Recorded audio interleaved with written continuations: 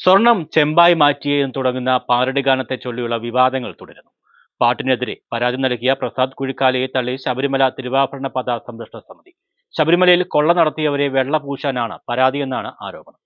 ശബരിമല തിരുവാഭരണ പത സംരക്ഷണ സമിതി എന്ന പേരിൽ പ്രസാദ് കുഴിക്കാല പാരടി ഗാനത്തിനെതിരെ നൽകിയ പരാതിയുമായി തിരുവാഭരണ പത സംരക്ഷണ സമിതിക്ക് ബന്ധമില്ലെന്ന് തിരുവാഭരണ പത സംരക്ഷണ സമിതി chairman advocate K Haridas, general convener G Rajeesh എന്നിവർ പത്തനംതിട്ടയിൽ വാർത്താസമ്മേളനത്തിൽ പറഞ്ഞു. ക്ഷേത്രവസ്തുക്കൾ മോഷ്ടിച്ച സംഭവത്തിനെതിരെ പോലും പ്രതിഷേധിക്കാതെ, കുറ്റക്കാർക്കെതിരെ ഒരു വാക്കുപോലും മിണ്ടാതെ ആരോ എഴുതിയ ഒരു പാരടിക്കെതിരെ നിയമ നടപടി സ്വീകരിക്കും എന്ന് പറയുന്നത് ക്ഷേത്രത്തെ സംരക്ഷിക്കാനല്ല, മറിച്ച് കൊള്ള നടത്തിയവരെ സംരക്ഷിക്കാനും വെള്ള പൂശാനും വേണ്ടിയാണെന്നും അഡ്വക്കേറ്റ് കെ ഹരിദാസ് ആരോപിച്ചു.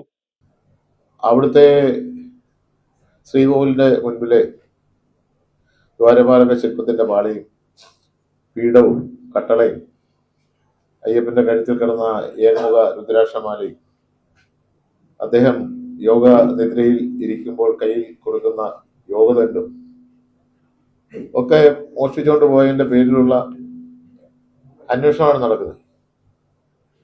ആ അന്വേഷണത്തെ ഒന്നും അപലപിക്കാതെ, അല്ലെ ആ കുറ്റക്കാർക്കെതിരെ ഒരു വാക്കുപോലും മിണ്ടാതെ, ആരോ എഴുതിയ ഒരു പാരടി,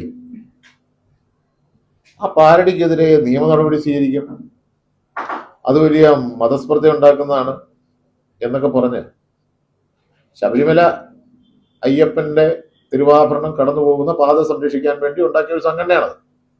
തിരുവാഭരണ പാതയെ സംരക്ഷിക്കുന്നതിനായി ഭക്തജനങ്ങളുടെ ഒരു കൂട്ടായ്മയായാണ് ശബരിമല തിരുവാഭരണ സംരക്ഷണ സമിതി രൂപീകരിച്ചത്. അല്ലാതെ ആരെയും സംരക്ഷിക്കാനും വെള്ളപൂശാനും വേണ്ടിയല്ല സംഘടന രൂപീകരിച്ചതെന്നും അഡ്വക്കേറ്റ് കെ ഹരിദാസ് പറഞ്ഞു. പാരടി ഗാനത്തെ അനുകൂലിക്കുകയല്ല, എന്നാൽ കമ്മ്യൂണിസ്റ്റ് പാർട്ടിയുടെ ഭരണത്തിൽ ശബരിമലയിൽ നടന്ന കൊള്ള തുറന്നു കാട്ടുന്ന ഗാനം കേരളം മുഴുവൻ കേട്ടതാണ്.